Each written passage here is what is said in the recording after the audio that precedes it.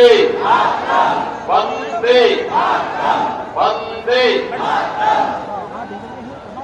उत्तर प्रदेश सरकार में मंत्रिमंडल के मेरे वरिष्ठ सहयोगी,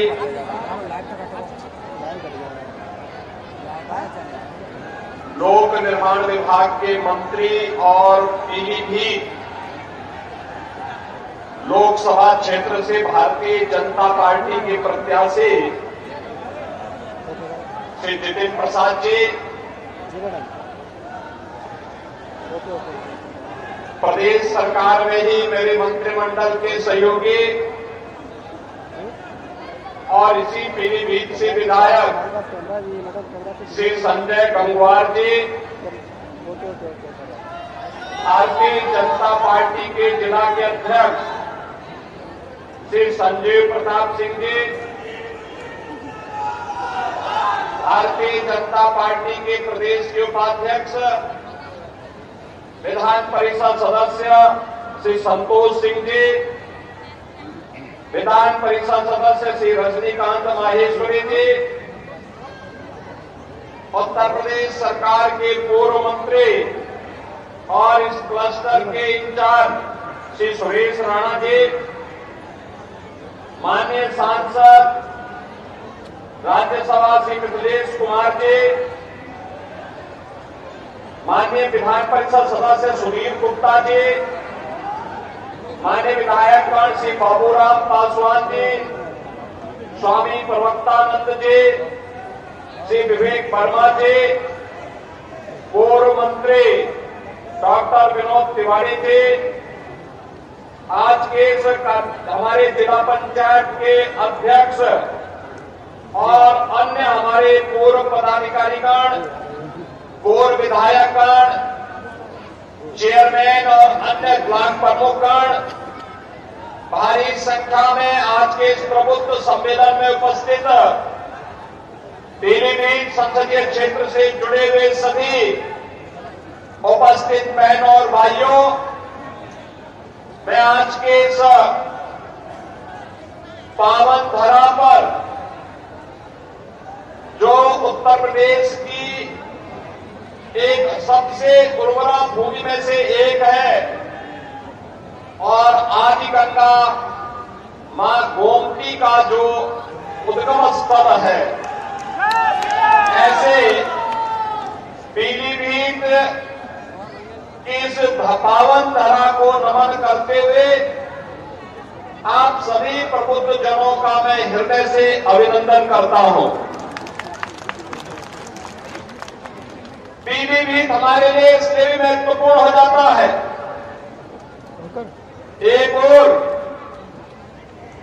यहां पर अपने परिश्रम और पुरुषार्थ से तराई के इस क्षेत्र में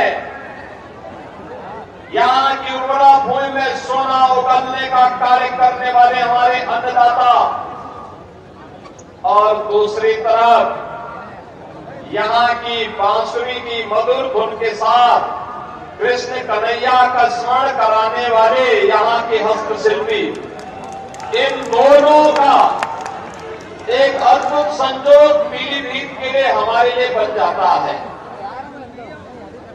एक तरफ यहां टाइगर की हुंकार होती है और दूसरी तरफ बांसुरी की मधुर तान भी यहां सुनने को मिलती है, और इसीलिए जब पीलीभीत की बात आती है तो हम बार बार कहते हैं कि वहां के अन्नदाता किसानों के लिए भी, वहां के युवाओं के लिए भी और वहां के समग्र समाज के विकास के लिए जितना कुछ भी हो पाएगा वह सरकार करेगी, इसमें कोई कोताही नहीं होनी चाहिए। बहनों भाइयों, हमने बदलते हुए भारत को देखा है, हमारी पीढ़ी इसके लिए अपने आप को सौभाग्यशाली मानती है, क्योंकि आपने 2014 के पहले के भारत को भी देखा है और 2014 के बाद के भारत को भी। 2014 के पहले का वह भारत जहां अविश्वास था, जहां पे अराजकता थी, जहां पर देश के बारे में कोई सोच नहीं थी, पूरे देश के अंदर आम जनमानस के मन में सरकार के प्रति भी, सत्ता के प्रति भी और राजनीतिज्ञों के प्रति भी विश्वास नहीं रह गया था। वह एक भारत था।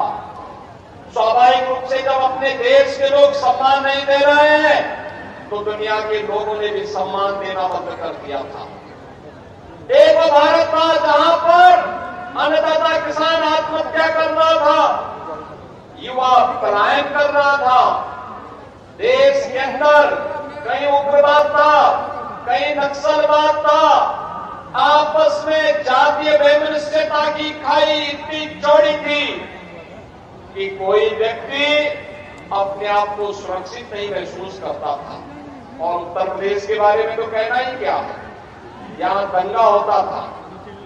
कभी सहारनपुर में सिख विरोधी दंगे हुए थे, कभी मुजफ्फरनगर में, कभी बरेली में, कभी बहेड़ी में, कभी मुरादाबाद में, कभी लखनऊ में। कोई कस्बा, कोई नगर, कोई जनपद नहीं बचा था जहां दंगे और कर्फ्यू की कहर लोगों ने न सहे न की। यह उत्तर प्रदेश की पहचान थी। बेटियां सुरक्षित नहीं थी,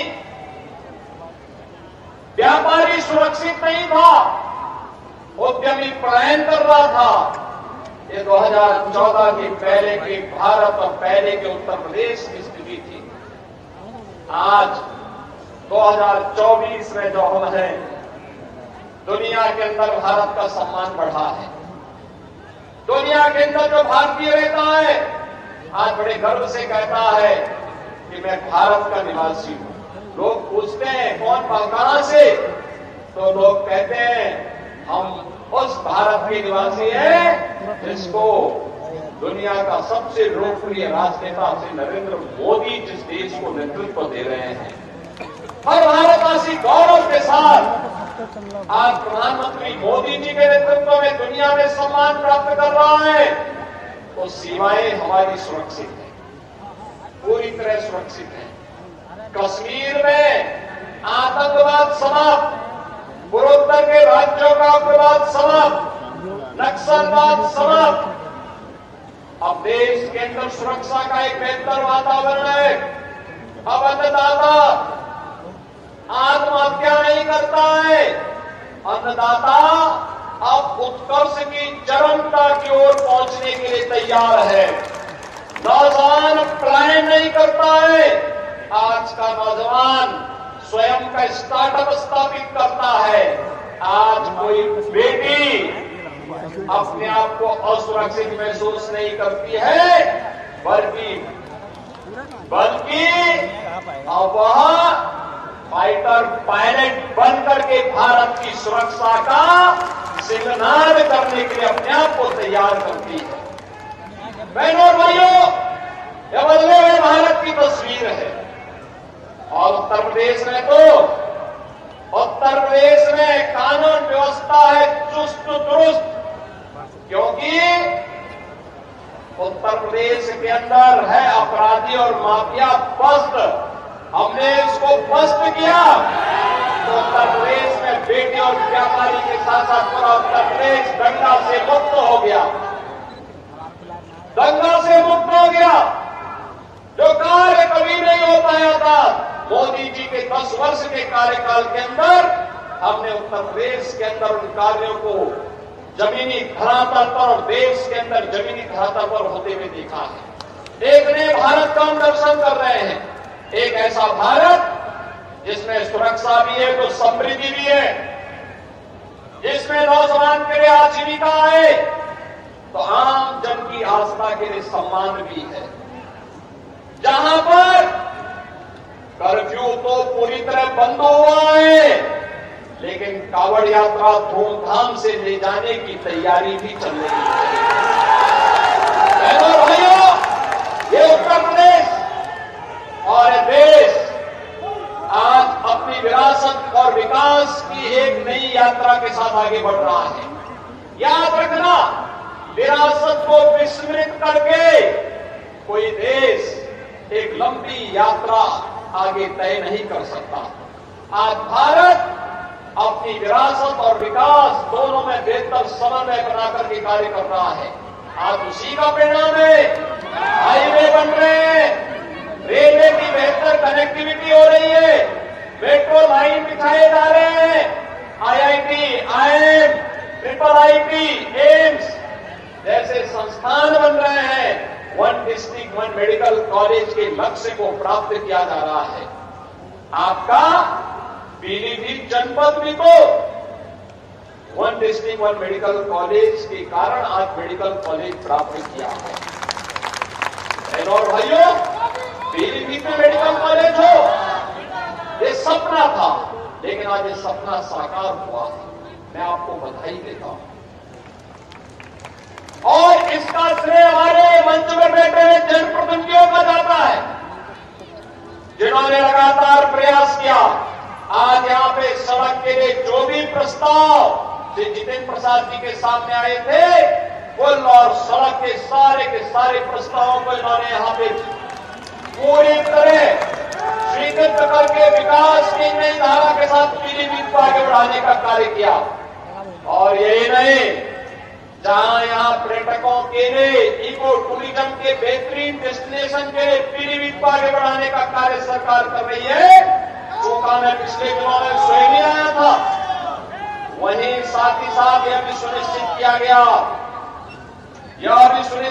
गया कि वन्य जीव और मानव के संघर्ष को रोकने के लिए जिन किसानों की जमीन जंगल के बीच में पड़ रही है, वहां पर हम इलेक्ट्रिक फेंसिंग की कार्रवाई करते हुए जंगली जानवरों से किसानों को बचाने के लिए व्यवस्था भी करेंगे। और अगर जनहानि होती है तो हम इसे आपदा की श्रेणी में लेकर के उन अन्नदाता किसानों के लिए मुआवजे और कंपनसेशन की व्यवस्था भी करेंगे। हमारी सरकार उसको कर चुकी है, लागू कर चुकी है।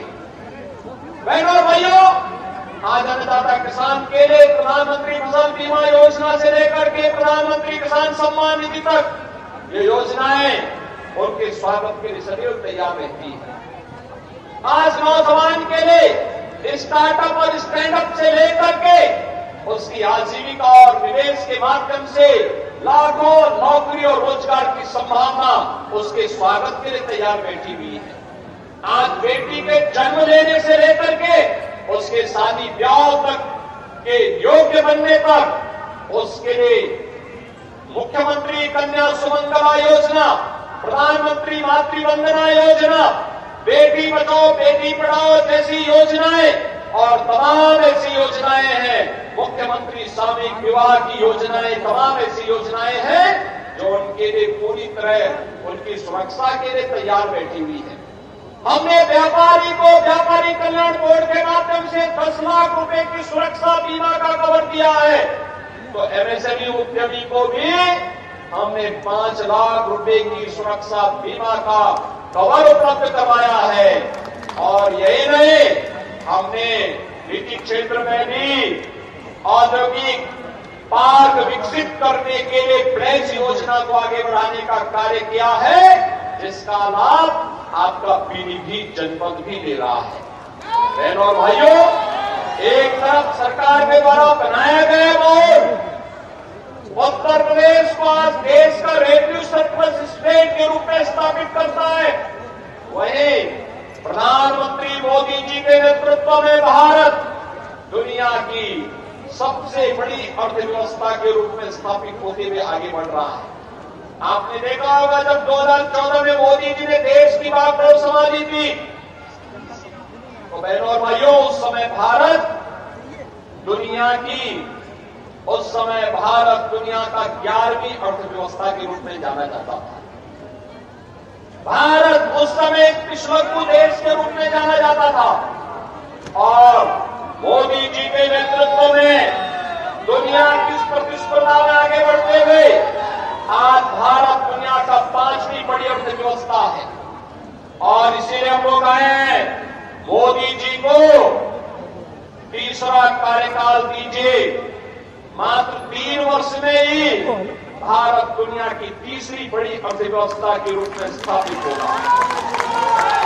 तीसरी बड़ी अर्थव्यवस्था का मतलब हर नौजवान के हाथ को कार्य होगा, हर बेटी और व्यापारी सुरक्षा के एक माहौल में स्वावलंबन के मार्ग को अग्रसर करते हुए देश को नेतृत्व देगी। अन्नदाता किसान कई गुना आमदनी के साथ कार्य करते हुए देश के विकास में अपनी भूमिका का निर्वहन करेगा। और इन सब कार्यों की दृष्टि से आज हम सब आपके बीच में आए हैं। ये जो चुनाव चल रहे हैं, यह चुनाव बहनों और भाइयों केवल चुनाव नहीं है, ये चुनाव तो फैमिली फर्स्ट बनाम नेशन फर्स्ट के बीच में होने जा रहा है। याद करिए, सपा हो या कांग्रेस, उनकी ओर से उस पार्टी का अध्यक्ष केवल एक खानदान का ही व्यक्ति हो सकता है। और यहां पे मोदी जी के बारे में जब चर्चा करते हैं, एक सामान्य गरीब परिवार से निकल करके पूरा जीवन देश के लिए समर्पित करते हुए उनके लिए 140 करोड़ का भारत ही उनका परिवार है। ये मोदी जी के कारण आज भारत के बारे में दृष्टिकोण बदला है। और इसीलिए जब एक चुनाव की बात आ रही है तो फैमिली फर्स्ट बनाम नेशन फर्स्ट, हमने परिवारवादियों को वोट देना है या देश के बारे में सोचने वाले लोगों को वोट देना है। और देश के बारे में सोच को अगर हम आगे बढ़ाते हैं तो ऐसे सुरक्षित और खुशहाल माहौल में आगे बढ़ने का एक अवसर हमें प्राप्त होता है। ये चुनाव माफिया राज बनाम कानून के राज में चुनाव है। सपा, कांग्रेस, बसपा के लोग आएंगे तो फिर माफिया राज भी साथ लेके आएंगे। और भारतीय जनता पार्टी कानून के राज में विश्वास करती है, कानून के राज को स्थापित करने में विश्वास करती है और उसको प्रभावी ढंग से लागू करती है। ये चुनाव भ्रष्टाचार बनाम जीरो टॉलरेंस पर चुनाव हो रहा है। भ्रष्टाचारी गरीब का में ऐसे हड़पते रहेंगे, गरीब का हिस्सा ऐसे हड़पते रहेंगे कि और भ्रष्टाचारियों के स्थान जेल में होनी चाहिए। यह तय करने के लिए इस प्रकार की इच्छा शक्ति की सरकार चाहिए और यह कार्य भारतीय जनता पार्टी के नेतृत्व में ही होगा। यह चुनाव तुष्टीकरण बनाम सबका साथ और सबके विकास का चुनाव होगा। तुष्टीकरण जातिवाद मजहब के आधार पर जिस प्रकार का भेदभाव होता था, चेहरा देखकर के योजनाओं का लाभ दिया जाता था, लेकिन भारतीय जनता पार्टी ने मोदी जी के नेतृत्व में भारतीय जनता पार्टी की सरकार ने सबका साथ और सबके विकास के माध्यम से हर व्यक्ति को अपने साथ जोड़ने का काम किया है। योजना का लाभ सबको, सुरक्षा सबको, गरीब कल्याणकारी योजनाओं का लाभ सबको, लेकिन तुष्टीकरण किसी का नहीं। और भाइयों बहनों, ये चुनाव स्वार्थ के परिवार और मोदी के परिवार के बीच भी है। मोदी का परिवार 140 करोड़ का भारत मोदी जी का परिवार है। स्वार्थ का परिवार आपने देखा होगा, चाहे वह कांग्रेस हो या सपा हो, ये सब स्वार्थ का परिवार है। ये चुनाव जातिवाद बनाम गरीब कल्याण का होगा। सबल यात्रा को देखा है, हम सब साक्षी हैं किस प्रकार से हमारा देश आगे बढ़ा है। आज हमारे प्रधानमंत्री जी के नेतृत्व में ऐसे समय में जब हमने कोरोना महामारी जैसी बीमारियों का सामना किया, चुनौतीपूर्ण जो ये हमारे देश के सामने चुनौती थी, आपके नेतृत्व में उसका व्यवस्थापन सही तरह से व्यवस्थित किया गया और भारत दुनिया की 11वें नंबर की अर्थव्यवस्था से 5वें नंबर की अर्थव्यवस्था आपके नेतृत्व में बना है। भाइयों बहनों, आज कोई दुश्मन हमारी ओर आंख उठाकर देखने की हिम्मत नहीं करता है। मेरा मानना है कि यही मोदी जी की गारंटी है कि आज का नया भारत पुनः विश्व गुरु के साथ साथ विश्व शक्ति बनने के मार्ग पर भी तेजी से आगे बढ़ रहा है। भाइयों बहनों, आदरणीय प्रधानमंत्री जी के नेतृत्व वाली सरकार ने 2014 के बाद वो ऐतिहासिक फैसले लिए हैं जिनकी कल्पना शायद ही किसी ने की होगी, चाहे वो सीएए का कानून हो या कश्मीर के अंदर धारा 370 समाप्त करना हो या हमारे आराध्य देव भगवान श्री राम का भव्य और दिव्य मंदिर बनकर प्राण प्रतिष्ठा वहां करनी हो। भाइयों बहनों, 3 तलाक से मुस्लिम बहनों को मुक्ति दिलाने का काम हो, सर्जिकल स्ट्राइक हो, ऐसे फैसले हैं जिन्हें हम नहीं पूरी दुनिया, पूरा भारत सदियों तक याद रखेगा। मेरा मानना है ऐसे ऐतिहासिक फैसले कोई ले सकता है तो वो आदरणीय प्रधानमंत्री नरेंद्र मोदी जी ले सकते हैं। भाइयों बहनों, हम सब जानते हैं आज उन्होंने हमारे यहां आकर हम सबको गौरवान्वित किया। भाइयों बहनों, और आपका जो उत्तराखंड से लगाव है वो किसी से छिपा हुआ नहीं है। हम सब जानते हैं जिस प्रकार से हम सब लोग उनको हृदय से प्रेम करते हैं, उसी प्रकार आदरणीय प्रधानमंत्री जी के हृदय में हमेशा उत्तराखंड बसता है। भाइयों बहनों, हमेशा उत्तराखंड बसता है। उत्तराखंड के लिए अगर पिछले 10 वर्षों में मैं बात करूं तो 2 लाख करोड़ से भी ज्यादा की योजनाएं यहां स्वीकृत हुई हैं। अनेक काम स्वीकृत हुए हैं जिन योजनाओं के बारे में हम सोचते भी नहीं थे, वो सारी योजनाएं हमको मिली है। भाइयों बहनों, उत्तराखंड तेजी से आज आगे बढ़ रहा है। आपके दिशा निर्देशन में, आपके मार्गदर्शन में हम तेजी से रात दिन काम कर रहे हैं। हमारी सरकार ने भी उत्तराखंड में अनेक ऐसे निर्णय लिए हैं जिन्हें पूर्व की सरकारों ने अपने स्वार्थ एवं तुष्टीकरण के कारण ठंडे वस्तुओं में डालने का काम किया था। भाइयों बहनों, विपक्षी दल विशेष रूप से कांग्रेस ने जनता को वर्षों तक केवल और केवल यहां लूटने का काम किया है। अपने समय में कोई काम नहीं किया है, केवल और केवल कारनामे किए हैं। प्रधानमंत्री जी के नेतृत्व में आज जहां भारत तेजी से आगे बढ़ रहा है, भारत चंद्रमा के साउथ पोल पर पहुंचकर इतिहास रच चुका है, वहीं कांग्रेस अपने राजकुमार को बार बार लॉन्च करने की असफल कोशिश करती रहती है।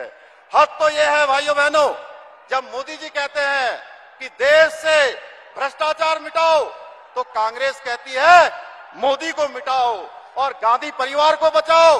क्या ये ठीक है? भाइयों बहनों, मैं आपसे पूछना चाहता हूं, क्या ये ठीक है? भाइयों बहनों, आदरणीय मोदी जी द्वारा जो अब की बार हमको 400 पार का नारा दिया गया है, वो नारा नहीं है, वो नए भारत की चाबी है और इस चाबी को सुरक्षित रखना हमारी जिम्मेदारी है। क्योंकि अगर मैं आदरणीय प्रधानमंत्री जी के शब्दों में कहूं तो यही समय है और सही समय है। मैं एक बार फिर से आदरणीय प्रधानमंत्री जी का और उत्तराखंड के कोने कोने से आए हुए सभी भाई बहनों का हार्दिक अभिनंदन करते हुए, स्वागत करते हुए, आप सबका धन्यवाद करते हुए और इन पंक्तियों के साथ, क्योंकि हम सभी लोग आदरणीय प्रधानमंत्री जी को सुनना चाहते हैं, मैं आपके बीच में एक पंक्ति कहकर अपनी बात को समाप्त करूंगा। विकास की राह पर निकल पड़ा है देश, विकास की राह पर निकल पड़ा है देश, मोदी जी के नेतृत्व में बढ़ चला है देश।